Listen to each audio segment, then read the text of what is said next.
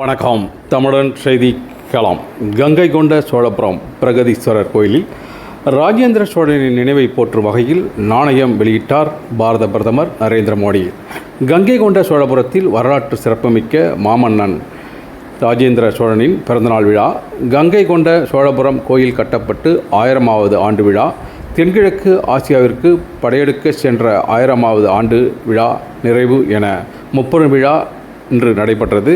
விழாவில் பாரத பிரதமர் நரேந்திர மோடி கலந்து கொண்டு கங்கை நீரை கொண்டு வந்து சுவாமி தரிசனம் செய்தார். தொடர்ந்து ராஜேந்திர சோழனின் பெருமையை போற்றும் வகையில் நினைவு நாணயம் வெளியிட்டு தமிழர்களின் பெருமையை உலகறிய செய்தார். மேலும் ராஜேந்திர சோழன், ராஜராஜ சோழன் ஆகியோருக்கு பெருமை சேர்க்கும் வகையில் பிரம்மாண்ட சிலை அமைக்கப்படும் என நரேந்திர மோடி அறிவிப்பு வெளியிட்டார். கங்கை கொண்ட சோழபுரம் பிரகதீஸ்வரர் கோயிலுக்கு பிரதமர் நரேந்திர மோடி வருகையால் தமிழனின் பெருமையும் தமிழ்நாட்டின் பெருமையும் உலகளவில் புகழடைந்துள்ளது என்பது குறிப்பிடத்தக்கது.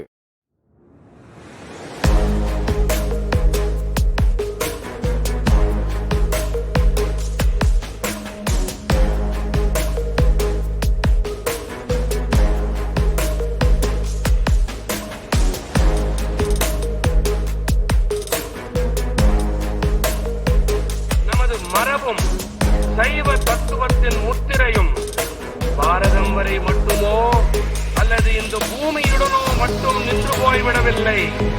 பாரதம் நிலவின் தென்துருவத்தில் இறங்கிய முதல் தேசமானது.